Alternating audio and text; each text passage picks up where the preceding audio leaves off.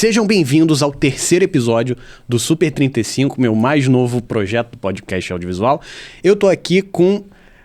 bem petropolitano, né? Padma Natércia Parga Bueno. Só um pouquinho. Como é que é? Padma Natércia, seu nome artístico é Padma Natércia, né? Então, é meu nome mesmo. Sim, é seu nome, porque assim, meu nome é Bruno Grebner Pavão Rio Silva, eu uso Bruno Pavão. Isso. Não é o pseudônimo porque é o seu nome, mas o seu sobrenome que você usa é a Natércia, né? Isso. Na verdade, não é nem sobrenome, é nome mesmo. É que nem Ana Carolina. Ah, é nome composto? É. Seu nome é Padma Natércia? É. Caramba, eu não sabia, eu achava que era sobrenome. Não, é nome ainda, só que ninguém me chama por Natércia. Okay. Quem é que me chama? Minha avó me chamava. Tá certo, é que nem meu pai, André Gustavo. Eu passei a minha vida inteira achando que era sobrenome, que Gustavo era sobrenome. Eu fui aprender que era nome composto aos 20. É a mesma coisa. Gente, que loucura. Então, nossa, quebrou minha cabeça aqui, gente, perdão. Tá, vamos lá. Padma Natércia, como é que eu te apresento? Animadora, você faz arte digital? Como é que você se define assim enquanto profissional?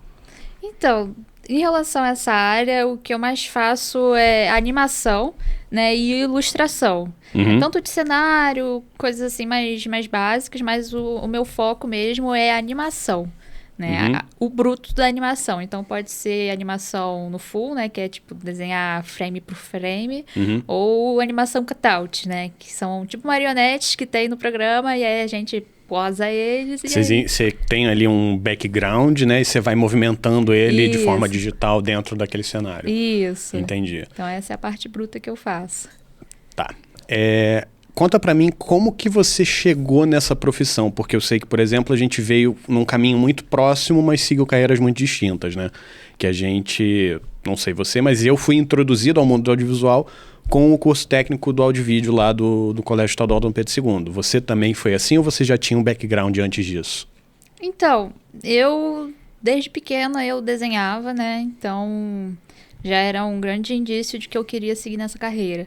Uhum. Só que eu não tinha muita perspectiva disso. Aí, quando eu entrei no ensino médio, surgiu essa proposta de participar do ensino médio integrado de áudio e vídeo, né? Sim. Então, eu falei assim, vou juntar o útil e agradável, né? Vou desenhar e vou fazer o desenho virar filme. Exatamente. Então, Aham. qual era a profissão que se encaixava com isso? A animação.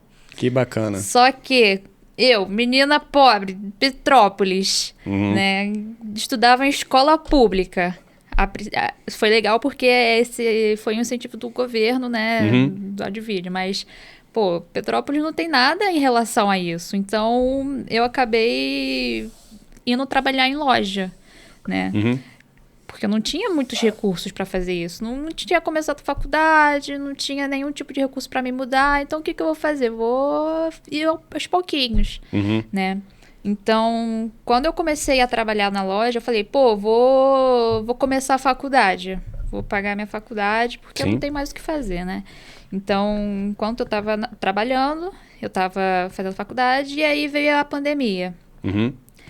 E eu dei muita sorte, porque tinha um projeto no Rio, que ele era um projeto que incentivava as pessoas, né, jovens de 16 a 24 anos, que não tinham condições de pagar um curso de animação ou uma faculdade, qualquer tipo de formação profissional nessa área. Uhum. E aí, eles faziam isso mais para as pessoas do Rio. Quem era de fora do Rio, eles não conseguiam porque, né...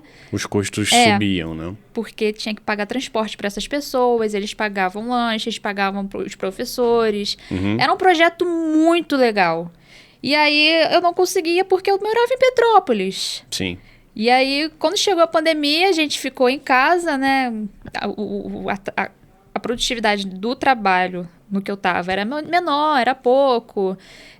As aulas da faculdade eram online e com isso surgiu muitos trabalhos online e as aulas começaram a ser sempre online, né? Então, eles acabaram esse curso, né? Vou falar o nome, pode falar o nome? Pode, claro. Então, o Estúdio Escola de Animação, ele acabou abrindo a gama de alunos. E aí, essa gama... Porque ele começou a fazer aula online, né? Isso, e aí eles só abriram para o Grande Rio. E aí o Grande Rio englobava o quê? Petrópolis. Eu falei, é a minha chance, é a minha única chance, eu não consigo mais. Não, e como é que foi? Foi um negócio que você tinha que fazer um trabalhinho pra ser aceito, não tinha um negócio assim, meio que um processo seletivo? O processo seletivo, ele era bem grande, né? Você fazia a sua inscrição, você tinha que enviar o seu portfólio. Seu portfólio com alguns desenhos que você sabia. Ok. Não necessariamente você tinha que enviar animações que você fez, né? Mas é só enviar o que você sabe fazer. Okay. Depois desse processo seletivo, eles acabavam selecionando para a segunda fase, que era a fase de entrevista, né? Então, eles acabavam entrevistando 160 alunos. E aí, desses 160 alunos, se passasse na entrevista, 45 eram selecionados para fazer parte das curso, aulas, efetivamente. do curso, né? Com três ou duas, agora não me recordo. Se são 45, são 15 alunos, então são 3 turmas. São 2 turmas de nível 1 com gente que, tipo, nunca tinha pego na animação, nunca tinha feito, e um nível 2, que são pessoas que fizeram o nível 1 e estão capacitadas agora para fazer o nível 2. Então, eu acabei passando, eu fiquei muito feliz, então eles, tipo, tudo que, se eu precisasse de alguma coisa, eles levavam até a minha casa. Graças a Deus, eu tinha o material que era suportável para o programa. Então, eu acabei passando por esse curso. Eram 6 meses intensos, né? De aula, quase todo dia, que tinha que entregar exercícios. Era uma coisa bem intensiva mesmo. E aí, no final, tinha a formatura. E isso no meio da faculdade, né? Você fez isso junto com a faculdade? Junto com a faculdade, junto com o trabalho. Cara, era muita vontade, né? Muita força de vontade. Eu sei exatamente como é que é. Depois eu te conto como é que foi minha última semana. Nossa. Trabalhar com audiovisual, gente, é mão pra toda obra, né? Então, me formei no nível 1 e eu falei assim, cara, é agora. Se eu não conseguir, tipo, nada parecido, eu vou pro Rio, bato na porta das agências, dos estúdios e falo, me contrata! E aí foi o que eu fiz, né? Eu acabei de me formar e falei, vou mandar meu portfólio. Eu peguei toda uma lista de estúdios do Brasil. Falei, caraca, toma meu portfólio. E aí acabei, né, sendo contratada como estagiária para um estúdio, para uma agência de publicidade, né? De acordo com o meu curso da faculdade, publicidade, e aí para trabalhar com animação. Então, juntou bonitinho. Só que não era ainda o que eu queria, que era trabalhar como séries animadas, com personagens, né, se movendo, tudo bonitinho. Então, eu passei 2 meses nesse trabalho e aí surgiu a oportunidade de ouro, que foi trabalhar no Combo Studio, onde eu tô agora. Né? Enquanto eu tava nesse outro, eu comecei a fazer os processos seletivos desse outro estúdio. Eu tava fazendo do Copa também, que é o estúdio do irmão de Jorel. Só que aí o Combo me chamou primeiro. Depois o Copa me chamou, eu falei, gente, já saí de um, não vou ficar... Vai ficar pulando. Não, vou ficar no Combo. E aí acabei me apaixonando pelo espaço, pelo local, pelas pessoas. Porque mesmo sendo home office, as pessoas são muito queridas lá. São muito, muito gentis, mesmo sendo uma área empresarial, não parece. Porque eu posso chegar pro dono da empresa e falar... E aí, Marcelo, então, tá acontecendo isso. Eu já tive uma experiência muito parecida na época que eu trabalhei na Globosat, que eu era estagiário do canal GNT, Viva e Mais Globosat. Cara, a equipe toda era queridíssima, todo mundo se dava bem, se adorava, era amizade pra lá e pra cá. Teve uma época que a minha então namorada, né, a minha atual noiva, ela fazia docinho pra vender. Eu levava pote de brigadeiro, eu fiquei conhecido como menino do brigadeiro pra vender lá. Eu vendia pra diretora do canal, Daniela Mignani, na época, não é mais. Eu chegava na mesa dela, e aí, Dani, como é que você tá? Vamos levar um brigadeiro hoje? Cara, era muito bom. É bom demais você trabalhar num ambiente onde as pessoas têm noção de que todo mundo ali é gente, né? Não é só mais uma cabeça, só mais um serviçal que tá fazendo um trabalho lá. Todo mundo lá é gente, né? Você trabalhar com pessoas que reconhecem isso, que valorizam as pessoas, é muito bom. Não, foi muito bom. E aí, enquanto eu era estagiária nesse estúdio, começou a abrir o processo de inscrição para o nível 2 do estúdio de escola de animação. E adivinha? Então não era automático. Você não tinha, tipo, você passou no nível 1, você meio que tem uma vaga semi-garantida. São cursos independentes, vamos dizer assim. Você faz um para depois você estar habilitado a fazer o outro, mas nada é garantia de nada, né? Você faz outro processo seletivo. Isso. Eu achei que era tipo um período de faculdade. Não, é a nata, né? O nível 2 é a nata do nível 1, que o nível 1 já é a nata do resto. Então, assim, é um processo seletivo brabo. E aí eu acabei passando pro nível 2, né? Que tanto, se quiser, depois passa o curta que a gente produziu. Com certeza. Vou pegar ele. Deixa eu pegar o controle da TV. Mas pode ir falando. Que a gente produziu um curta. A cada período, né, desse, a gente produz um curta. E aí vai passar ali. E aí acabei me formando também. E aí, né, enquanto eu fazia essa etapa, né, fazendo estágio, trabalhando, né, no estúdio, eu fazia também esse nível 2. E aí, depois que eu terminei, né, finalizei esse nível 2, eu fui subindo de cargo. E aí, hoje eu sou agora júnior da empresa. Cara, e aí subi muito rápido também. Mas isso foi ao longo de quanto tempo, né? Você começou a fazer esse curso nível 1 no princípio ali da pandemia, ali 2020. Então, aí 2020 o nível 1, aí você entrou como estagiária, e isso você está agora como nível 2, você se formou quando? O nível 2 eu me formei em 2021.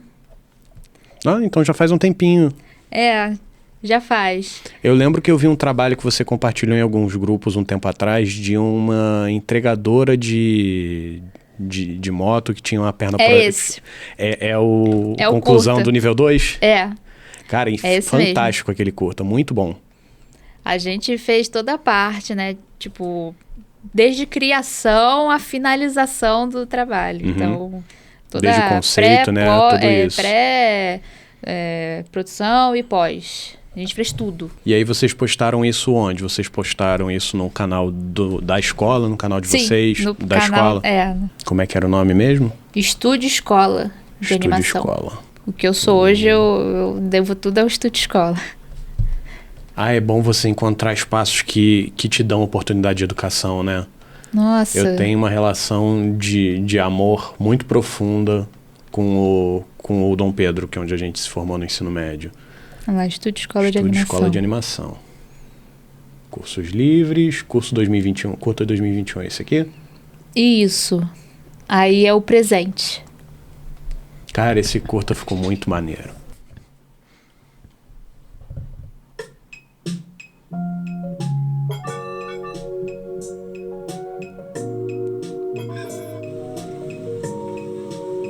Eu vou deixar tocando aqui, eu vou tirar o som pra gente ir comentando enquanto ele passa ali. Perfeito. Quem foi que teve a ideia, assim, o conceito foi um trabalho em equipe, eu imagino, né? Foi um trabalho em equipe. Foram quantas pessoas que participaram? Foram 20, em torno de 20. 20 pessoas? Caramba! É porque eu tava imaginando que seriam equipes menores dentro da turma, né? Que você tinha mencionado que a turma era de 15 alunos. Eu acho que nesse ano eles aumentaram mais 5 pessoas. Né? Então a turma inteira fazia um projeto. Isso. Entendi. E o conceito veio de quem? Qual foi, assim, a ideia? Esses cenários aí são meus. Olha que barato. Eu que fiz os cenários. E aí é o quê? Tudo arte digital, né? Tem alguma coisa analógica no meio ou é tudo completamente digital? Digital. O cenário também é meu. Aí a gente...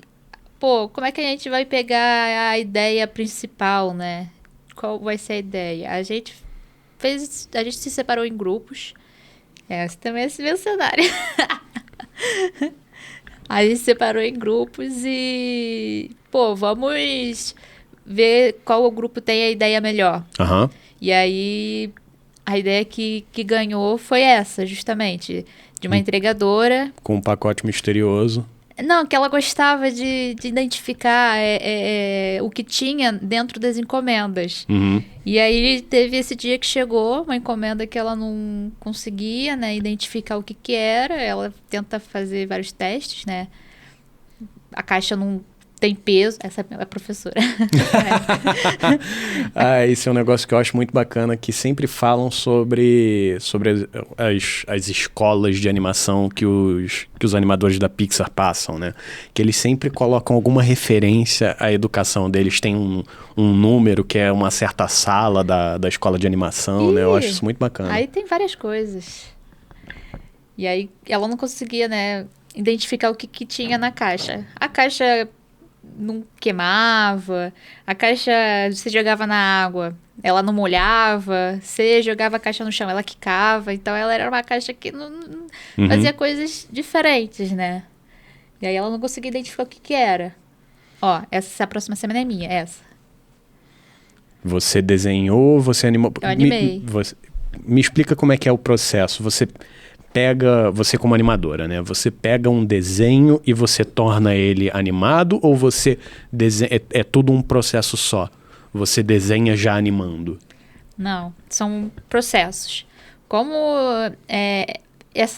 esse tipo de animação se chama cutout, como eu estava explicando, a gente primeiro faz o personagem como se fosse uma marionete, né? Chamado de rig.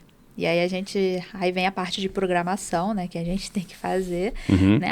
Tem que ligar o olhinho na cabeça, ligar a cabeça no pescoço, aí o pescoço no tronco, e aí a gente faz o personagem todo retão, só pra gente ter uma ideia de como ele é. Aquela cena clássica, né, do personagem assim, não tem isso? Com os braços abertos e a perna aberta. É tipo isso. E aí, segundo o Animatic, né, que é tipo um storyboard de animado, já tipo com o tempo das coisas, a gente primeiro posa as poses importantes, né? Porque não sei se você reparou que a animação de desenho, tanto na TV, qualquer outro lugar, ele parte de uma pose para outra.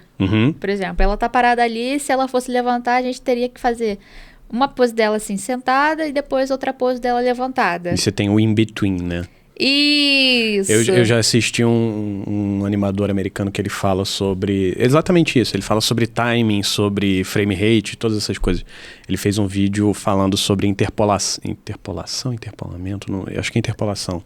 Criticando aquele negócio dos filtros de inteligência artificial que colocam todas as animações em 60 FPS.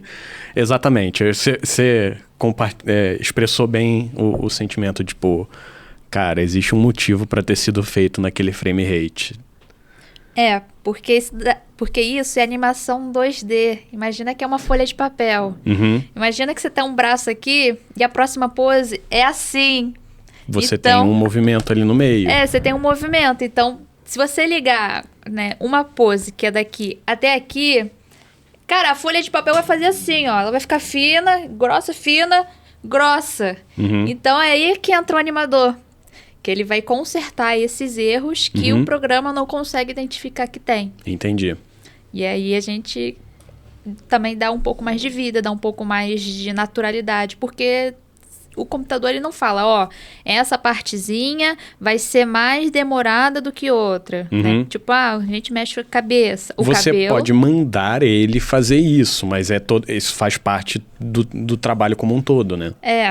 Então, por exemplo, quando a gente mexe a cabeça, o cabelo, ele não mexe junto, ele não fica estático. Ele mexe em direções diferentes. Sim. E ele acompanha a cabeça, só que com um atraso. Ele tem todo um fluxo, um flow completamente diferente do restante do movimento, né? Eu acho isso muito bacana. A Pixar é sempre referência nesse tipo de coisa, pelo menos nas coisas que caem para as minhas recomendações de conteúdo na internet para eu assistir, né? Eu acho muito bacana que a história do estúdio tá meio que ligada diretamente com a tecnologia da animação, que cada filme que você vê parece que teve uma inovação, uma nova inovação dentro do processo de animação. Então, por exemplo, gente, me fugiu o nome do filme da Rapunzel, como é que era? Enrolados. Que foi uma revolução na forma como eles animam o cabelo. E aí eu lembro de uma entrevista que um dos diretores deu falando, porque os programadores estavam pedindo pra gente fazer com que a Rapunzel não encostasse no cabelo dela. Eu falei, cara, não dá. O que eles fizeram? Tiveram que desenvolver um software com a expressa intenção de animar cabelo. Moana também foi assim, com a água. Moana com a água, exatamente. Então, cada filme que eles vão lançando com alguma temática diferente é um novo estúdio. Exatamente, tem um novo estudo de uma certa dificuldade na área da animação. Eu acho isso muito bacana. Eu sempre admirei muito a área da animação. É um negócio que, apesar da gente conhecer o fundamental, os fundamentos, né? Tipo, são quadros que você exibe um depois do outro. É todos os princípios do vídeo, né? Que eu tô careca de saber. Mas é uma área completamente diferente, é um trabalho completamente diferente, com desafios completamente diferentes. É muito louco isso. Até o processo no audiovisual ele é um pouco diferente, porque no audiovisual a gente faz o quê? Vem o roteiro, aí depois vem o quê? O storyboard. Ensaios. Ensaios. Não, na animação vem roteiro, gravação de voz, e depois storyboard. Então é uma coisa assim que a gente precisa e é diferente. Tem um cara muito conhecido, Seth MacFarlane, que ele faz animação Family Guy. Um programa, para quem não conhece, é um programa de comédia via os Simpsons, só que um pouco mais para o público adulto. Que ele é bem conhecido pelo trabalho dele em animação. E depois de alguns anos, quase décadas trabalhando com animação, ele começou a trabalhar com televisão como ator e diretor. E aí a primeira experiência dele como ator foi num filme de Velho Oeste. E aí ele terminava de gravar uma cena e o diretor virava e falava, não, agora vamos fazer essa mesma cena daqui só pra gente ter uma segurança na edição. Ele, como assim? Segurança na edição? Mas não tá planejado, não é assim que vai ser? Porque são desafios completamente diferentes. Na animação, se você, vamos supor, essa cena não tá funcionando muito bem, você vai lá e faz outra.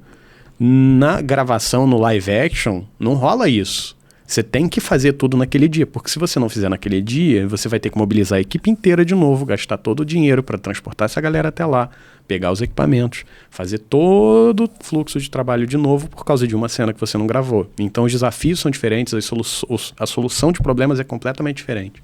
Sim. Eu acho isso muito curioso. A logística é totalmente diferente, né? Enquanto gravação de filme, né, em pessoas, você tem que ter toda uma logística de gravar num único dia. A animação não. A animação você vai gravando ao longo... Você vai animando, né, ao longo da semana ou ao longo do mês, no caso. Então... Mas a gravação da voz é um único dia. Essa é a parte que combina, que é a parte que é mais igual, né? Mas em relação ao restante do processo, ele é um pouco diferente. Entendi. E você tem uma atuação completamente diferente, né? Você pega um ator de live action e transfere ele para um mundo de animação. Não sei se eu posso dizer assim, né? Mas é como se a performance fosse muito mais exagerada numa animação. A performance de voz é muito mais expressiva do que numa performance de live action, né? Tem que ser. Porque senão as pessoas acabam não entendendo o movimento que o personagem vai fazer, né? Na animação, existem alguns princípios, né, de animação. No caso, são 12. Mas um desses se chama animatic, né? Animatic não. É a encenação, né? Esqueci agora a palavra. Mas você tem que encenar o personagem de uma forma bem exagerada para as pessoas começarem a entender que tipo de movimento ele está fazendo. Porque se você não fizer isso, vai parecer que o personagem está morto, que ele é estático, que ele é uma imagem só. Se você não exagerar, não parece que ele está, tipo, se movimentando. Então, essa é a grande diferença, né? São movimentos que, se você traduzir para a vida real, não funcionam, né? São exagerados, são meio teátricos demais. É característico, no caso, né? Assim, fazer a gente pode fazer, mas não vai ficar interessante. Sim. Né? De acordo com o que o estilo pode pedir. Não deva ficar interessante. Porque pode perder algum tipo de informação. Porque movimento também é informação. Né? E aí, se a gente não conseguir passar a informação total que a gente quer passar, as pessoas acabam não entendendo no final. E aí, pode ser que você tenha feito um filme que, eu não entendi muito filme, que não sei o que é. Pode ser que esteja mal animado, ou o enredo não tenha segurado isso, não tenha explicado muito bem. É o que acontece. Entendi. E uma coisa que eu queria te perguntar, que houve-se essa história, né? eu conheço muita gente que saiu da animação e foi pro audiovisual live action, né? Fala-se muito pouco sobre o contrário, que foi mais ou menos o caminho que você seguiu na sua educação, né? Você partiu do conhecimento básico do audiovisual e foi desenvolvendo, após isso, o seu conhecimento de animação, né? O que você acha, assim, que você aprendeu com o audiovisual, com o curso técnico que a gente fez, que foi útil para sua profissão como animadora? Então, todos esses processos de fazer roteiro, processo do argumento, processo do storyboard. A pré-produção, né? Toda a pré-produção é igual. E pós-produção também, né? É bem parecido, porque você vai tacar no software, né, num programa de edição e você vai juntar tudo. Então existe um processo de edição depois da animação? Existe. Você pega ali, vamos supor, você tem um software de animação, você exporta um arquivo de vídeo para ser editado depois? Nossa, que bacana. Assim, não sabia que era assim que funcionava. No programa que a gente trabalha para fazer a animação, a gente pode também fazer toda essa esquematização, né? Que se chama comp, que é uma composição. Onde a gente vai colocar os filtros, onde é que a gente vai colocar a luz, essas coisas. Mas essas pequenas animações, elas têm que ser juntas de alguma forma. E aí que entra a edição final. Vocês trabalham com que software? Eu já não posso, não consigo te informar porque eu não tenho acesso a essa área. Não? Porque minha área é mais animação em si, né? Aí a parte de edição já é outro departamento, é outra pessoa, então... Eu tô perguntando porque eu realmente não tenho a menor ideia. Eu já ouvi falar, por exemplo, do Kakane, várias coisinhas assim que se você me perguntar, eu nem lembro de cabeça. Mas tá lá no fundo, se eu passar aqui uma meia hora pensando, talvez eu me lembre. Mas eu não sei para que serve cada um deles. Eu sei que, por exemplo, eu tenho um pouquinho de experiência com After Effects, mas eu não imagino que seja o que você usa no seu dia a dia. Não. O programa que a gente usa mais lá é o Toon Boom, né? Que é um programa de animação. É o que veio depois do Flash, no caso, né? Entendi. O Flash ficou um pouquinho mais obsoleto, aí entrou o Toon Boom. Aí, assim, a gente reclama do Toon Boom...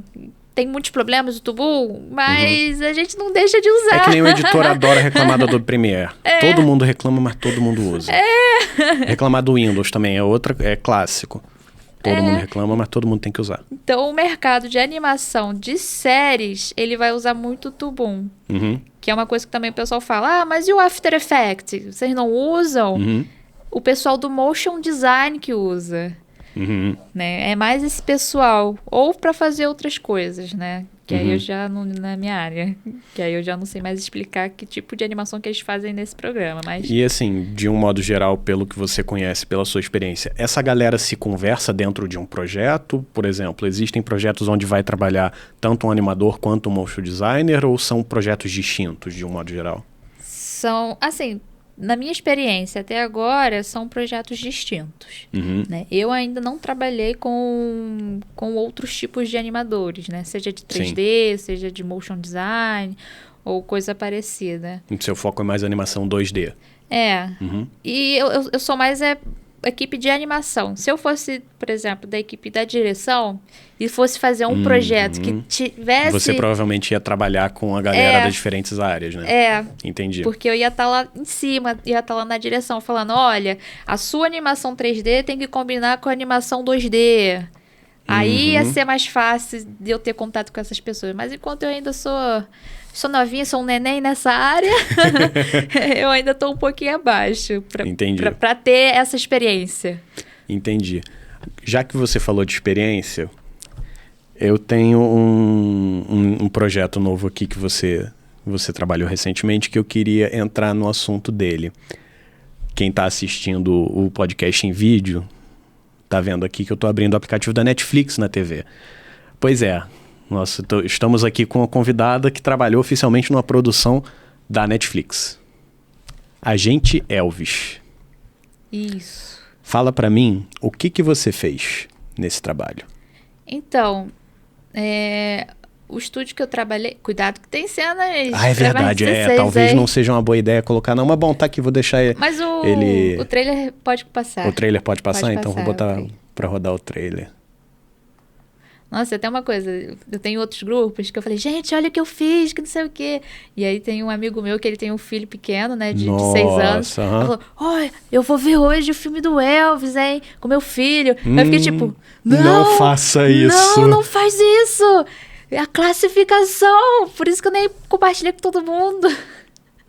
Olha, posso colocar o trailer, né? O trailer pode. Então tá, vou deixar ele rodando aqui atrás.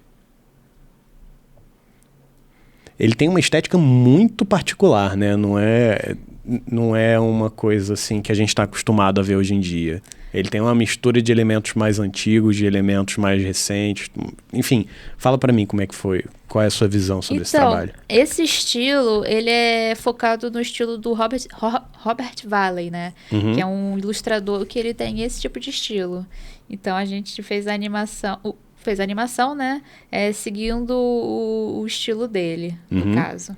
Mas falando exatamente do que eu fiz, né? Eu participei de todos os episódios. O meu estúdio foi contratado para fazer parte de todos os episódios. Só que a gente só fez 8 minutos de cada episódio. Então, assim, a história toda eu não sabia até ver. Caramba! Eu só via, tipo, trechos e partes. Mas exatamente o que estava se passando, eu realmente não sabia. E aí, né, a gente fez esses 8 minutos, então a gente passa pelo processo, né? O primeiro processo seria de fazer as poses-chave, que são as poses mais paradinhas. E aí depois a gente vai, tipo, a pose tá ok, tá aprovada? Tá aprovada, então passa para a parte da animação, que aí é a parte do movimento. Aí a gente fazia o movimento, passava pela aprovação, tá aprovado, e aí a gente entregava o arquivo. Então, por exemplo, essas coisinhas de luz, de sombra, de outras coisas, efeitos... Isso era acrescentado depois? Era, e aí eu nem tinha acesso, eu não sabia como ia ficar no final. A gente só fez a animação bruta. E aí muitos desses efeitinhos de luz, eu não tinha visto, só tinha visto quando eu tava assistindo de fato. Que loucura! Nossa. Vai passar uma cena minha, hein? Essa cena é sua? Pronto, já foi. A cena da explosão, eu assisti o primeiro episódio, achei muito bom.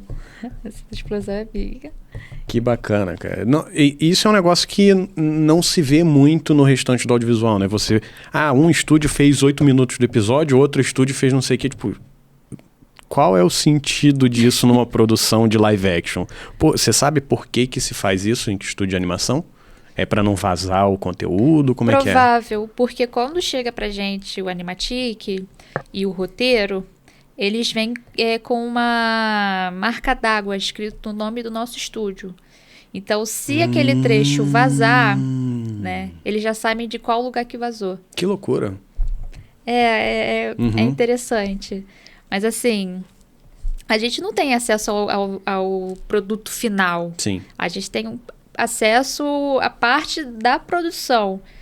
Então, também eu acho que nem faz sentido da gente ficar vazando. Não, né? Com certeza, né? Até porque vocês não estão lá para isso. Exatamente. Então, é mais fácil de você também coordenar. Se você divide o trabalho entre mais estúdios, o trabalho pode correr mais rápido, você pode fazer mais rápido. Por exemplo, esse trabalho, esses 10 episódios a gente fez em 9 meses. Caraca! São 10 episódios de quantos minutos? Mais ou menos meia hora, não é isso? Exatamente meia hora, na verdade, não é nem mais ou menos.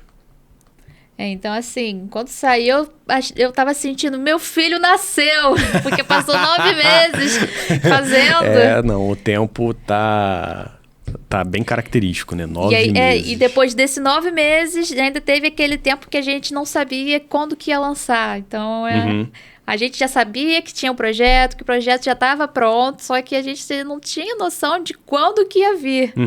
E aí fica aquela expectativa, será que vai lançar? Será que vai lançar? Quando é que vai lançar? E você não pode falar nada, né? Não! Todos os funcionários do estúdio assinam um contrato de NDA, né? Confidencialidade. Confidencialidade, isso. De todos os projetos. A gente não pode vazar nada, a gente não pode falar nada. Assim, já tem coisas que eu já fiz, coisas que estou fazendo que eu não posso falar. Entendi. Dá vontade de falar, eu fiz tananana, mas eu não posso. Até sair, eu não posso falar. Dá vontade, porque é um negócio tão exclusivo que a gente fica tipo, olha, eu participei, tô fazendo isso.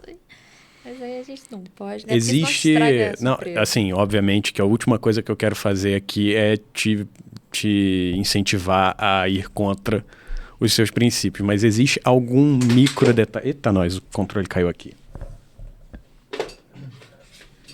Existe alguma dica, algum detalhe, algum comentário que você possa fazer sobre algum projeto que você esteja ansiosa pela saída, alguma coisa assim que você esteja orgulhosa de ter feito? Então, o próximo projeto vai sair pela HBO. Uhum. Só posso lançar isso. Tá ótimo, tá ótimo. Já fica com mais alguma coisa pra eu colocar na minha lista. É o tipo de coisa que eu vou poder assistir com os meus irmãos? Vai. Ok. Vai. Aceito, já tô feliz com essa informação. Os outros não. É, Só porque esse esse aí também. eu vou ter que deixar pra assistir em casa, né? Agente Elvis eu vou ter que assistir com a minha esposa em casa, que eu tenho 2 irmãos de 10 e um de 13. Eu não vou botar Olha eles aí. pra assistir isso, não. Não, teve até cena que quando lançou, quando saiu, eu vi, eu fiquei tipo, caraca, é pesado, né? Aham, cenas em que você não trabalhou, né? Eu fiquei tipo, caraca, eu não sabia que era isso tudo. Tem alguma história, porque esse projeto já saiu, né? Naturalmente, eu imagino que você esteja mais livre para comentar sobre como foi o seu processo de trabalho nele. Tem alguma história bacana que você possa me contar do seu processo de trabalho nesse projeto? Então, tem sempre histórias, né? Sim. 9 meses de Aham. trabalho, sempre acontece muita Por coisa. isso que eu perguntei. Alguma coisa que você possa compartilhar. Não sei se isso eu posso, mas tem um assunto que a gente ficou debatendo no estúdio, né?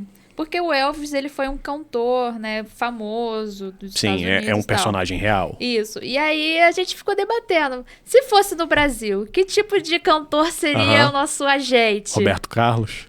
Exatamente!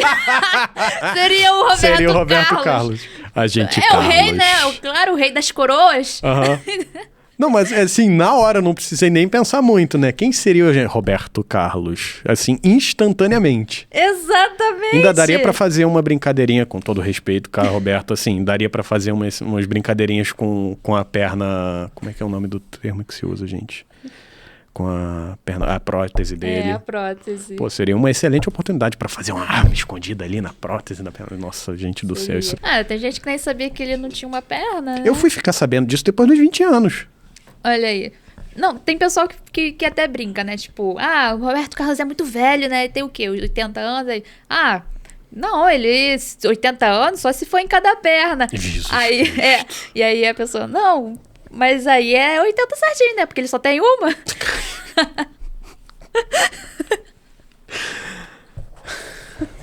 As pessoas são muito... Desafio, tente ridículas. não ir pro inferno. Difícil, gente. Ai, Jesus Com Cristo. com os projetos que eu trabalho é difícil. Uhum. Só coisa pra adulto, né? Então é difícil não ir Não, pro eu inferno.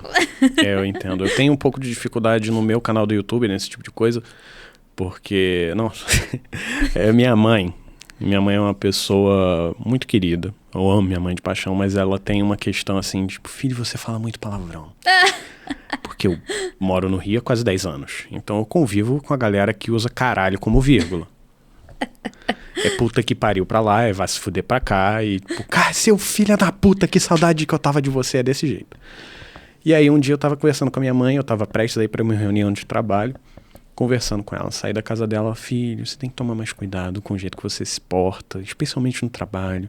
Você fala um negócio pra pessoa errada, escolhe uma palavra que não cabe naquele lugar, você pode criar uma má impressão e não sei o quê. Beleza. Saí da conversa com a minha mãe refletindo, né? Eu falo, não, eu acho que ela pode ter razão. Vou prestar mais atenção, ver se eu não tô falando esse tipo de coisa num lugar que não cabe. Beleza. O que aconteceu? Eu cheguei na reunião 5 minutos atrasado. Tava tendo uma reunião com uma das sócias da empresa e toda a equipe de produção de conteúdo, a equipe técnica do audiovisual, do design, etc e tal.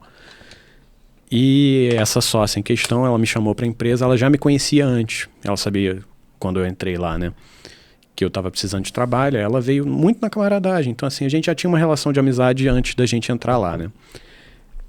Eu abro a porta e tá ela falando. No que eu abro a porta, ela olha pra mim, Porra, esse filho da puta aqui fez cinema na PUC, caralho. E tá aqui editando anúncio pra curso de não sei o que. Puta que me pariu. Eu tive que me segurar pra não rir. Não sei que eu dei 15 minutos e eu liguei pra minha mãe pra contar a história pra ela. Porque, cara, mãe, com todo respeito, você tá viajando. Porque aqui no Rio é assim. Aqui no Rio é assim. Todo mundo fala assim e realmente, lugares e lugares. Mas no meu YouTube, por exemplo, muita gente me critica porque eu falo palavrão pra cacete no meu YouTube. Mas é o meu público, é o meu conteúdo. Com todo respeito, não gosta, vai assistir outra pessoa. Não quer assistir um negócio pesado, não vai assistir Agente Elvis, vai assistir Baby Shark. Vai colocar Peppa Pig. Peppa Pig. Nada de errado, mas cada conteúdo com seu público. Se bem que Papai Pig é meio machista, né? Eu não sei, eu nunca assisti. Pra não falar que eu nunca assisti, vi uns 2 ou 3 episódios quando meus irmãos eram menores. Eu sinceramente não tenho essa lembrança, não. Não.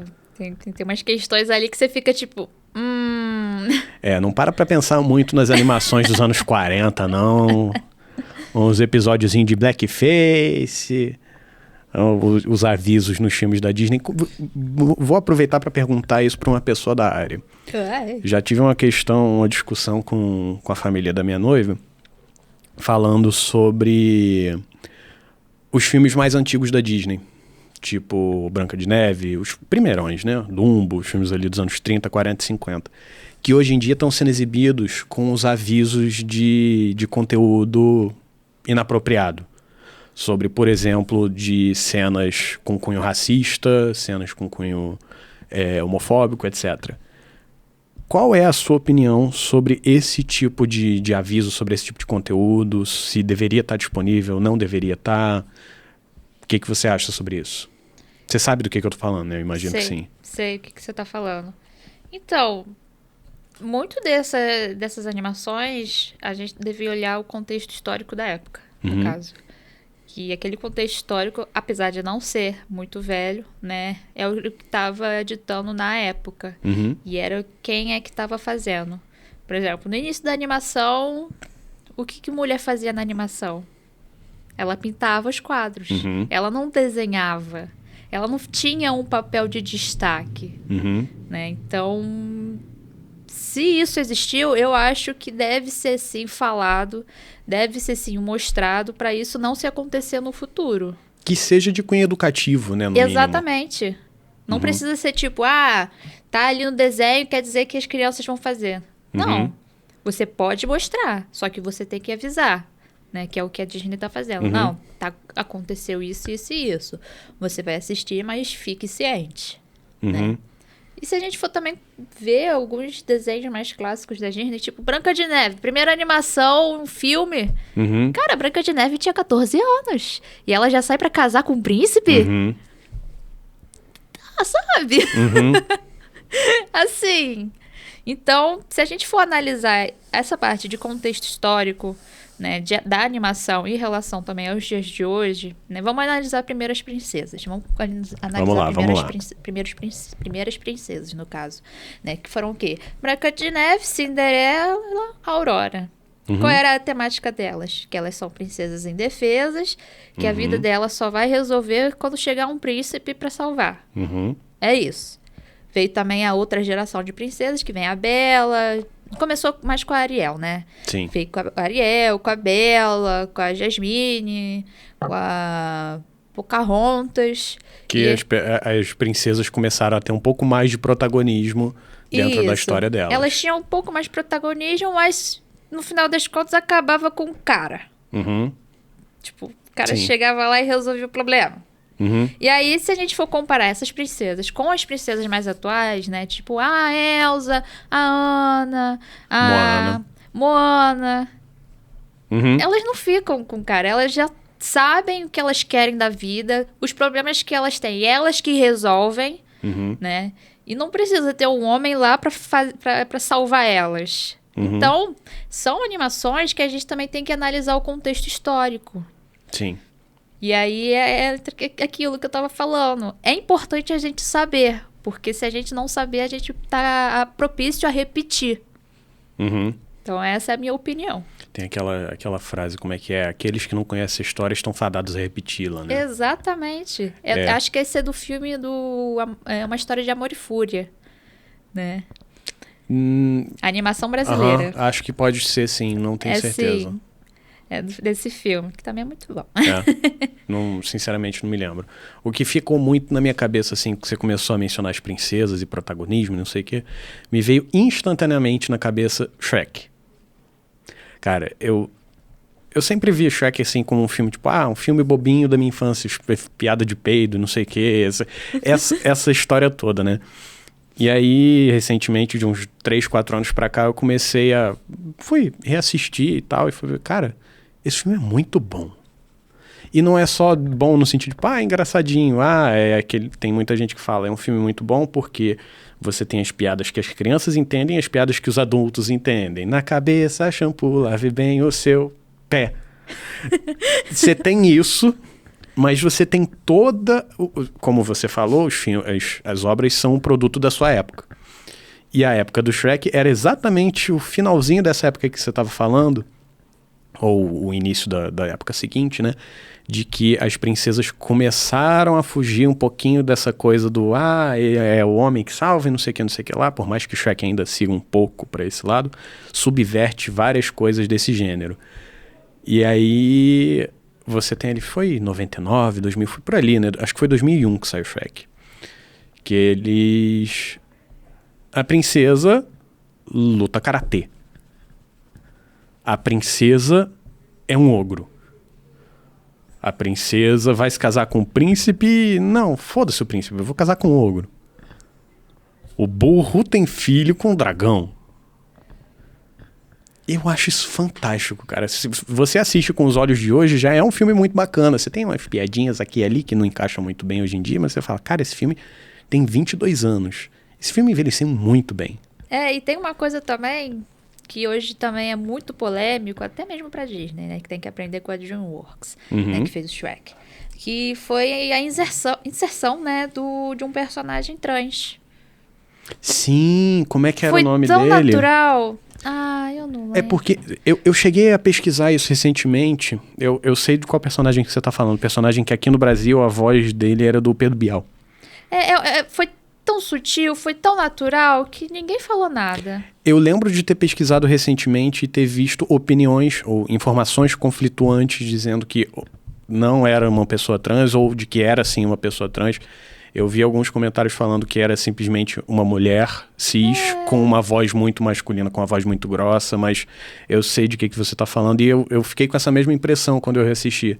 De tipo, caraca, eles estavam falando de transgeneridade, mais independente de ser um personagem cis ou trans, subversão de expectativas de papéis de gênero do que qualquer outra coisa, né? E eles fizeram tão natural que assim, passou desapercebido, porque foi natural. Se a gente for comparar... Foi um personagem que se inseriu no universo ali como qualquer outro. E não é o personagem principal, é um personagem secundário. Né? Se a gente for analisar um filme mais recente, que deu muito bafafá, foi o do Buzz Lightyear. O filme do Lightyear. Confesso que ainda não assisti. Teve muito bafafá, o pessoal tava querendo boicotar, porque tem o quê?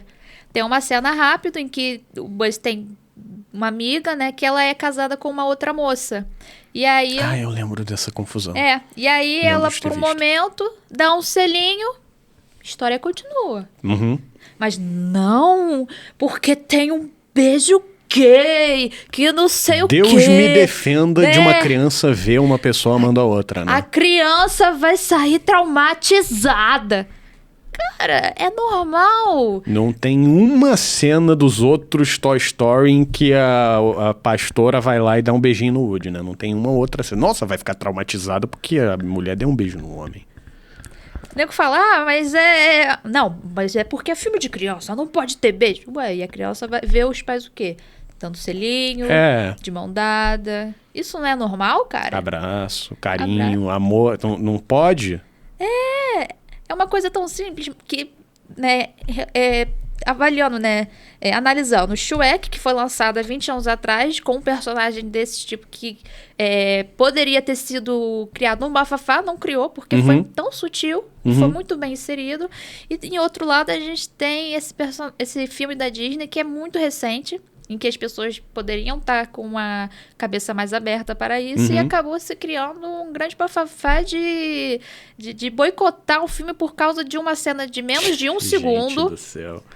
Nossa, Entendeu? isso dá pano pra manga, pra discussão. Eu fiquei assim, gente, sério, que isso vai interferir na história? Isso não interfere na história, por que vocês estão assim, gente? A galera tende a focar no... não sei. Eu não sei se eu quero entrar nessa discussão, porque assim, eu tenho certeza de que a gente vê... Se a gente não vê da mesma forma, a gente vê de uma forma muito parecida. Mas... eu não sei se eu tô com tempo pra discutir isso hoje, porque se a gente entrar nesse assunto, a gente vai ficar 3 horas aqui falando sobre isso, reclamando de gente idiota que insiste em não respeitar a vida dos outros. Mas, enfim, a gente tá aqui pra falar de audiovisual. Vamos se manter um pouquinho dentro do assunto. Ai, Jesus Cristo, sujando o microfone aqui. Me dá um segundinho que eu preciso beber uma água. Acabei esquecendo de pegar pra mim. Tem um desenho que agora é recente, The Owl House. Não sei se você conhece. Não, é a o Casa nome não da me... Coruja, Casa Coruja. Ah, tá. Então, a personagem principal, ela é bi. Uhum. E aí, cara, a história é sensacional. Mas por causa disso, porque ela é bi, porque ela namora uma menina, a gente vai cancelar. A Disney cancelou o desenho que tava eles cancelaram? Cancelaram. O desenho que tava dando muita audiência pra eles. Por quê? Porque a menina principal tá namorando com outra menina. Não porque vão me cancelar se eu falar que piada disso e aquilo, não sei o que. Quem estão cancelando são vocês, seu bando de intolerantes dos infernos. Eu vou parar de seguir seu podcast. Para. Por favor. Eu não vou mais te assistir, vou tirar minha inscrição do seu YouTube. Faça-me o favor. Não quero ser seguido por gente intolerante. Faça-me o favor. Aqui que a gente separa a água do vinho. Gosto assim. Não, peraí.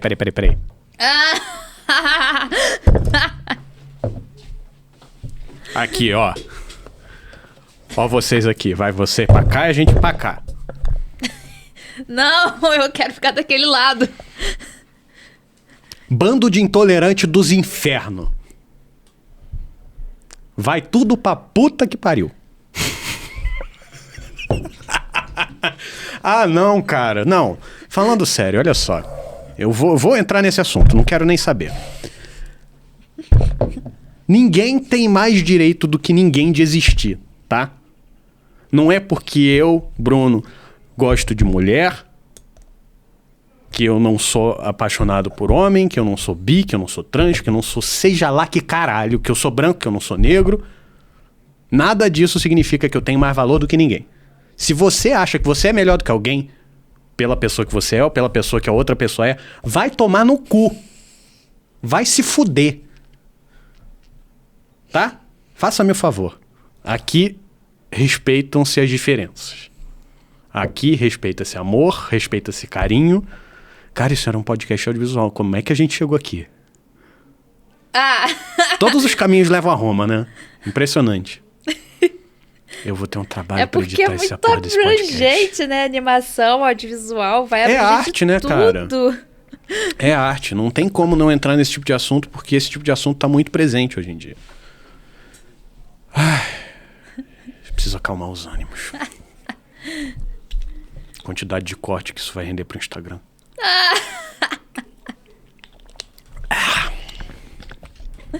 Vou resumir o seguinte. Não se tolera a intolerância. Ponto. Isso aí. Se recompõe. Volta. Tá tudo bem. Vamos falar de audiovisual. 1, 2, 3, 4, 5, 6, 7, 8, 9, 10. Vamos lá, qual a próxima pergunta? Cara, sendo muito sincero, eu não preparei muita coisa. Eu comecei a assistir o Agente Elvis aqui porque eu achei que... Não, vou perguntar... Quem foi que teve a incumbência de desenhar a abertura do Agente Elvis. Foi o estúdio de vocês que fez. Existe, assim... Estava vendo um conteúdo ontem sobre sequências de abertura de séries de TV. Aparentemente existem estúdios especializados em aberturas de série.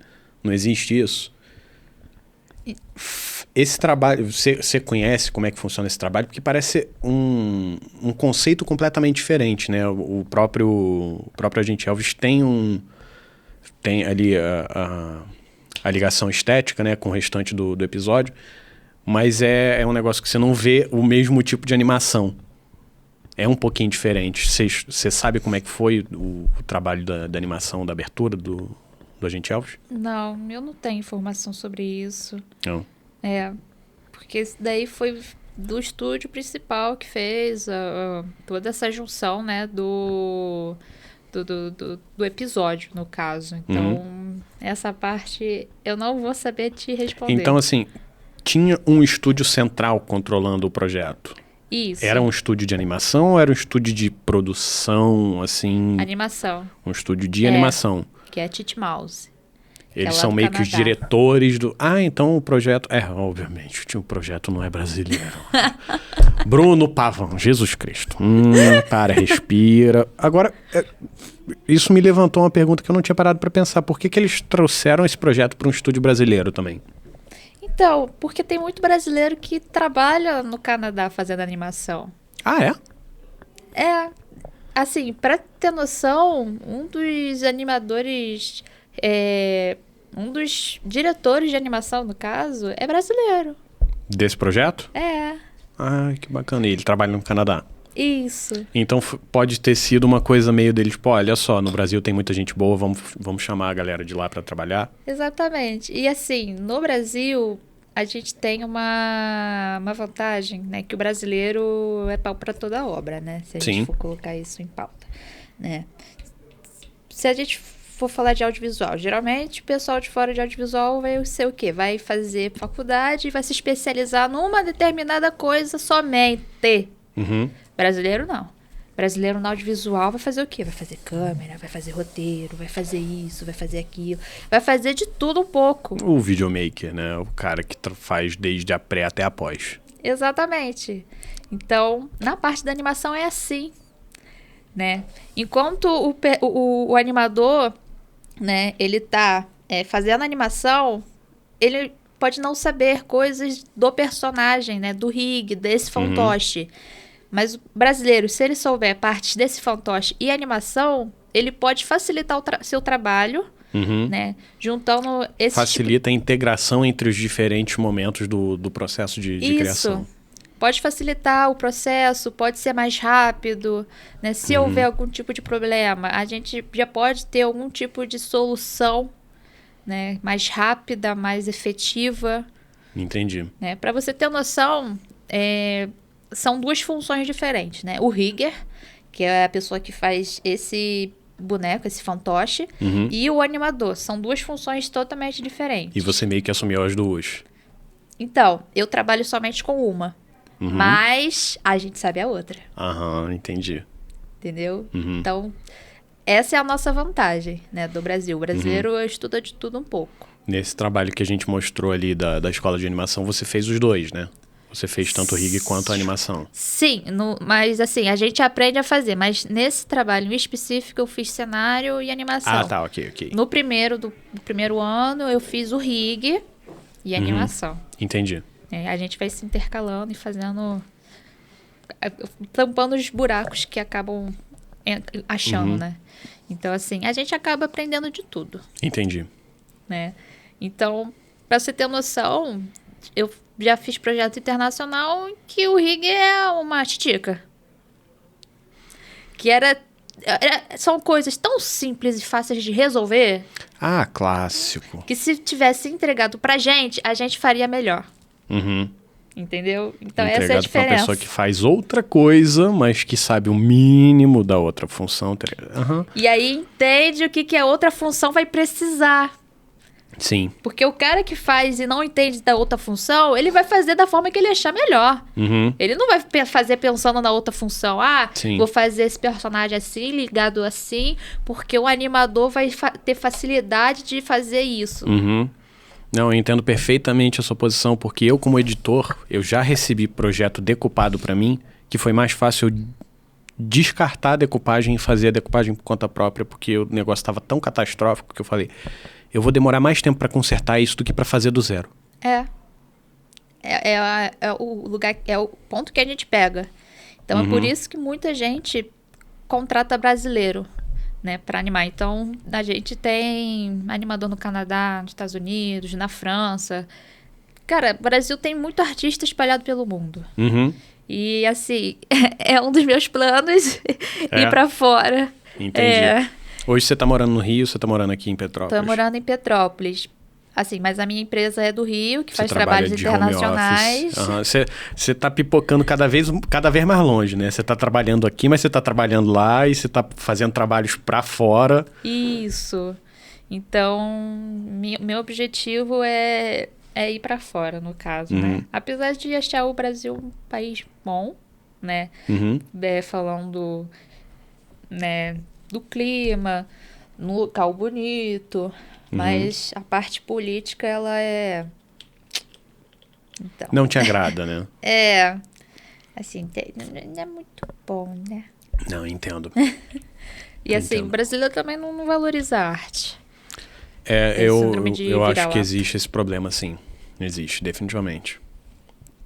Eu sofri um pouquinho com isso, não da parte da família, mas tiveram algumas pessoas, na época que eu estava decidindo fazer faculdade, não, porque você tem que fazer engenharia que não sei o quê, que você ir fazer qualquer outra coisa é um desperdício da sua inteligência e não sei o quê. Eu falei, cara, não é por nada não, mas eu acho que a minha inteligência está sendo muito bem aproveitada no que eu estou fazendo. A arte não é desperdício de porra nenhuma. A arte tem aquela cena clássica do... Gente, como é que é o nome daquele filme que tem o clube de poesia dos alunos de uma escola? Silêncio dos Inocentes? Não. Silêncio dos Inocentes é um filme de terror. Não, é. Clube dos Sociedade Cinco? dos Poetas Mortos. Tá. Eu acho que é Sociedade dos Poetas Mortos, que eles falam que matemática, medicina, advocacia são profissões muito nobres e muito importantes para a vida, mas arte, música, poesia são as coisas pelas quais se vale a pena viver. E, porra, eu acho muito triste que existe um movimento de desvalorizar isso aqui. Existe, infelizmente. Em muito lugar também, mas aqui é bem forte e às vezes a gente sofre com isso. Eu não poderia ser mais feliz do que eu sou com a minha profissão. Eu sou muito feliz de ter conseguido montar esse estúdio aqui. Isso aqui é a realização de um sonho de quase 10 anos. Mas meu trabalho me deixa muito feliz. Eu saio de casa feliz quando eu tenho um trabalho bacana para fazer. Até quando eu tenho um trabalho chato, eu falo, ai, que saco. Mas aí eu sento na frente do computador, não dá meia hora, eu esqueço que o mundo existe. E é uma boa questão, né? Ó, você que tá assistindo a gente, se você acha que a arte é uma merda, não sei nem o que você tá fazendo aqui. Assumiu o personagem da polêmica também, gosto disso. Mas se não existisse arte, isso daqui não existia. Isso daqui não existia, aquilo ali não existia. O que você vai assistir na televisão se não tem nenhum artista para produzir? Se você não gosta de arte, você ouve música pra quê? Passa um mês sem ouvir música, um mês sem assistir TV, um mês sem ler, que eu quero ver. Cara, pessoal que fala mal disso, tipo, eu preciso... Artista é tudo vagabundo. Eu preciso de um médico, eu preciso de um advogado. Eu não preciso de artista. Tá bom. Senta lá, Cláudia. Falando em Senta lá, Cláudia, clássica da Xuxa, tem mais uma coisinha assim, um tema que eu queria entrar antes da gente pensar em fechar aqui. Quais são as suas referências no seu trabalho? O que você se inspirou para entrar no meio? Quando você, assim, eu penso muito, por exemplo, eu tenho uma ligação muito forte com o automobilismo. Eu tenho muitos programas de carro que eu assistia, não é Auto Esporte não, mas várias coisas assim que a gente assistia quando eu era criança, que pautaram a forma como eu trabalho até hoje em dia. O que você diria assim que serviu de referência para você, de coisas que você assistia, de coisas que você fala, cara, que bacana, eu quero fazer isso um dia? Então, primeiramente são os filmes da Estúdio Ghibli, né? Amo. Lindos. Tem uma estética assim, fantasia, que te deixa, que te leva para um outro mundo, porque as histórias elas têm aquele momento que não tem em outros lugares, que são aqueles momentos de pausa, em que tipo você só fica sentindo o ambiente. Sim. E aí você se leva para outro mundo, né? Essa é uma das inspirações dos filmes da Disney, né? Que é fato, que eu cresci vendo o filme das princesas, Rei Leão. A maioria das pessoas da nossa cidade, né? Da galera que nasceu ali no finalzinho dos anos 90. E os desenhos, né, animados da TV. Né? E aí eu queria muito trazer também mais produtos brasileiros, no caso. É até uma contradição, né, o que eu tava falando. Né? Trabalhar para fora, mas fazer produto brasileiro, no caso. Mas é um sonho, né? Sim. A gente agarra aquilo que a gente quer. A área de trabalho aqui não está bem valorizada, a gente quer ir para fora. Mas ainda quer fazer coisas do Brasil, né? Trazer coisas relacionadas ao que a gente vive, encantar crianças, fazer elas, né, se apaixonarem de alguma forma por arte, e é uma das coisas que eu quis fazer, né, por causa disso, porque é um mundo mais mágico. Eu sou uma pessoa lúdica, iludida. E aí, eu acho que todo artista é um pouco, né? uma pessoa maluca, iludida e que se não trabalhasse nisso ia viver em depressão pro resto da vida. Entendo Imagina bem. se eu fosse trabalhar com o quê? Medicina. Que você fosse trabalhar com administração. Eu meio que tô tendo que fazer isso agora, né? Olha pra mim.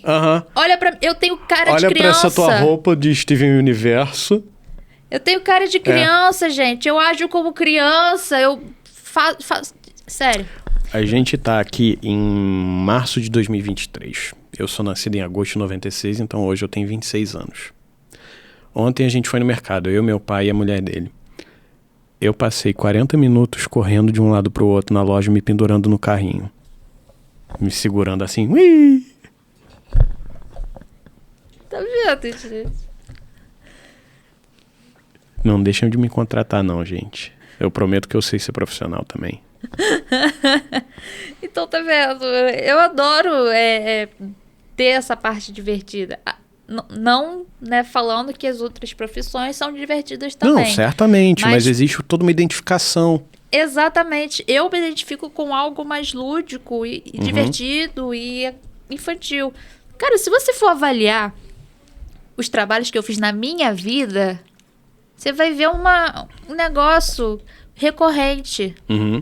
Cara, eu trabalhei como princesa viva, eu trabalhei com animação de festa infantil. É mesmo? Eu trabalhei, cara, em loja de roupa. Mas não foi qualquer loja de roupa, foi loja de personagem.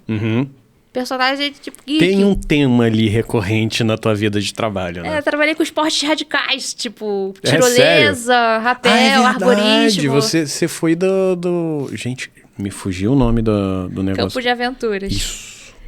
Então, assim, se você for avaliar com tudo que eu já trabalhei desde que eu saí do ensino médio, eu não ia ser administradora, não ia trabalhar com direito, não ia... Não, e mesmo assim, vou dar um exemplo aqui do Bernard, que ele é irmão do meu pai, mas ele tem a mesma idade, ele é quase como se fosse um primo meu, né? Ele é designer, trabalha muito com motion design, entrou ali na arte digital, né? Designer e tal.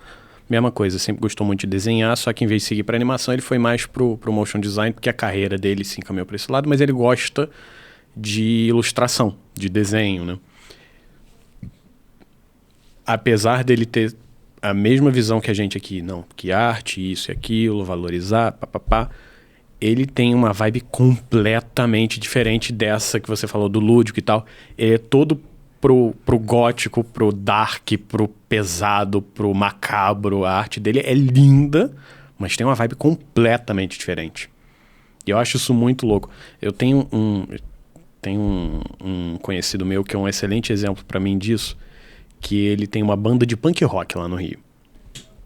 E ele sempre, toda santa semana, posta alguma coisa no sentido: valorize seus amigos artistas. Se você paga R$300 pra ir no Rock in Rio, paga 50 pra ir no show do teu amigo que vai fazer lá na Casa do Cacete também. E eu faço um esforço muito grande disso, porque eu sei como que cada um se esforça pra cacete pra chegar onde chegou. Então eu tenho um projeto que eu sinto muito orgulho disso, apesar de ser um negócio completamente pessoal. Não é nada que vai me levar a nada, é só um negócio que eu acho muito maneiro, que eu tenho vontade de fazer. Que é a parede de arte dos meus amigos. Tem o Bernard, ele fez um quadro pra mim. Eu comprei um quadro dele, eu encomendei um quadro dele. Na época que saiu o primeiro filme do Frozen, eu encomendei um quadro da Elsa. Isso em 2013. Ele fez pra mim, tá lá em casa até hoje. Foi o primeiro item, assim, que eu separei dessa coleção da arte dos meus amigos. Um dos que eu tenho mais carinho são os pratos do espoleto que você fez. Eu comprei 2, eu queria ter comprado 3, porque eu uso os 2. Eu queria ter guardado um separado pra eu poder colar lá na parede, mas não, tá em uso lá, porque eu gosto muito do prato, acho muito bonito. Próxima vez que eu vou te convidar pra vir aqui de novo, a gente vai bater mais um outro papo, eu vou trazer o prato pra você, pra você autografar pra mim. Ai, cara, gente. não, aquilo ali foi um espetáculo. Muitos parabéns, inclusive, aquela arte estava linda. Obrigada. Foi bem interessante participar daquilo. Assim, o retorno que dá não é financeiro, no caso, apesar da gente ganhar o prêmio, mas é o retorno de que a gente ganha mais visibilidade, no caso. E entra pro portfólio. Então, é muito legal, né? A impressão que eu tenho é que essas coisas, por mais que, vamos supor, você é um ótimo exemplo disso, que, beleza, você ganhou visibilidade, teu nome estava no país inteiro, nos pratos, etc e tal. Muito bacana. Só que você ganhou exposição para uma arte estática, para uma arte que não foi onde você seguiu carreira. Mas, apesar disso, você ainda assim se sentiu muito validado, eu imagino, né? É o tipo de coisa que, por mais que, ganhe visibilidade, aí as pessoas vão começar a te chamar para fazer coisas parecidas, arte estática, desenho de prato, desenho de decoração, esse tipo de coisa que não é o que você quer fazer. Mas ainda assim você fala, eu tô no caminho certo. Foi a mesma coisa que aconteceu aqui com o estúdio. Tem alguns projetos nos quais eu tô trabalhando aqui que, apesar de eu estar feliz de estar aqui, não são exatamente o tipo de projeto que eu quero seguir carreira fazendo isso ou aquilo, etc e tal. Mas tem tanta gente falando, cara, que maneiro, que bacana, não sei o que eu falo, eu tô no caminho certo, tô fazendo alguma coisa direito, sabe? Isso é muito valioso também. Acho que até mais, isso obviamente depende do momento da carreira, da pessoa também, da individualidade de cada um, mas eu acho que isso vale até mais do que ser mais conhecido por aí. É mais uma conquista pessoal, né? Sim. Uma realização pessoal. Então, pra mim, depende do que os outros estão falando. Se eu achei que tá bom, que valeu a pena, é o que importa, né? Não deixo ninguém falar, não, você fez isso, você fez aquilo. Porque eu vi, né, comentários falando, vocês escolheram essa índia com gravata borboleta, que não sei o quê, o do meu marido tava muito melhor, que não sei o quê. Eu fiquei tipo, se tivesse melhor, eu teria sido escolhido, né? Ai, muito bom. Então assim, as pessoas falam mal, reclamam, mas a palavra final é minha. Eu que vou decidir se tá bom ou ruim, né? E isso, pra mim, é que importa, no caso. Eu concordo plenamente. E só para finalizar esse assunto, eu mostrei algumas pessoas que não te conheciam, não conheciam o trabalho, não conheciam a promoção. Algumas pessoas eu mostrei assim, esses pratos aqui do espoleto, não sei o que, é da promoção. Qual que você acha mais bonito? 80% das pessoas escolheram o teu. Foi o primeiro daqui de Petrópolis a acabar. Foi, né? Foi. Lá no Rio também tava muito difícil de achar. Eu só achava os outros, o teu eu não achava. Eu fiquei bem feliz. Por isso que eu só comprei 2, porque só tinham 2. Não tinha o terceiro pra comprar. Comprar o jogo completo. Eu queria ter comprado mais, só não consegui. Meu pai comprou um monte também. Ah, imagino, com certeza. Meu pai ficou muito orgulhoso, né? Sei bem como é que é. Cara, foi um prazer te receber aqui. Você tem mais alguma coisa, alguma história que você queira contar? Alguma pistolada que você quer dar pra câmera? Algum comentário que você queira fazer? Ah, história de artista sempre tem, né? Sempre tem, tipo, me desenha. Nossa, mãe do céu. Tipo, tá desenhando, esse daí é quem? Você cobra pra fazer? Eu vou mudar o nome do podcast, eu vou virar pra Histórias Arrombadas do Profissional Freelancer, do Artista Freelancer, porque não dá, cara. Todo mundo tem uma história dessa pra contar, né? Teve uma que eu achei um absurdo. Lá vem. Assim, né? Você lembra daquela onda de NFT? Ah, lembro, como não, né? Então, teve um rapaz que ele entrou em contato comigo e falou assim, olha, eu preciso de uma arte pra participar de um concurso de NFT. Fiquei tipo, peraí, como assim? Não entendi. Não, então, porque eu quero participar de um concurso, né? E aí, se eu ganhar esse concurso, eu tenho o direito de comprar uma arte em NFT de um cara que eu quero. Fiquei tipo... Pera. Lógica. Tá, continua a história, mas até agora eu não entendi. Aí eu fiquei tipo, peraí, não, calma. O que você quer, meu querido? Então, ele falou, eu quero que você faça uma arte para eu concorrer num concurso de NFT pra eu, se eu ganhar, eu poder comprar uma arte NFT de um cara que eu gosto. Aí eu fiquei tipo... Peraí, você quer você quer me pagar pra eu fazer um desenho pra você participar de um concurso? Pra ele usar o desenho como se fosse dele. Pra ele usar o desenho como se fosse dele. Se ele ganhar, ele vai poder ganhar a oportunidade de comprar uma arte NFT. Eu fiquei tipo... Não. Alguém... Eu vou pedir um favor pra quem tá assistindo aqui. Por favor... Me convence de que esse negócio de NFT foi um surto coletivo, de que nada disso aconteceu. Eu tenho... De verdade, eu tenho muita dificuldade de acreditar que isso aconteceu. Real, às vezes eu acho, cara, não é possível, isso não aconteceu. Tá todo mundo surtando. Eu fiquei isso não assim, aconteceu. O cara quer gastar dinheiro pra participar do concurso, que ele não sabe nem se ele vai ganhar, pra gastar mais dinheiro ainda. Ai, gente do céu. Aí o cara ainda perguntou, não, porra, já entrei em contato com um monte de artista, queria saber o que vocês têm contra o NFT, que não sei o que. Eu fiquei tipo, meu jovem... Tudo. Você tá sendo enganado. Tudo. Você tá sendo enganado. Não faz isso. Conheço gente que comprou NFT. Bastante, inclusive. Ai, gente, sério. Perde de tempo. Você sabe quem você é. As indiretas aí. Mas tem um monte de história aí de artista, né, no caso. Mas essa foi uma recente que eu fiquei assim, não é possível, isso não é real. Ai, que jeito bom de acabar. Com muito ódio no coração. Bom, Padma, foi um prazer te receber aqui. Espero que você venha mais vezes. Eu tô com uns planejamentos de fazer umas coisas com mais convidados, né? De trazer, de repente, a galera do colégio aqui pra gente bater um papo com eles. Enfim, tudo isso a gente vai conversar mais lá pra frente. Mas o papo foi muito bom, muito bacana. Aprendi muita coisa com você hoje. Espero que você tenha aproveitado a vinda aqui também. E muito obrigado. Aê! Tá mais tranquilo agora? Perdeu o medo de falar, não, vou aparecer na câmera, meu Deus, já tá querendo gravar, tá mais tranquilo agora? Passou nervoso? Eu falo bem. Você fala bem, cara, pois é. É só o primeiro passo, que é sempre mais uau. A gente acaba esquecendo que a câmera tá lá, né? Ele fala, não esqueci não, ela tá olhando pra mim até agora, eu tô até agora me sentindo assim, fala.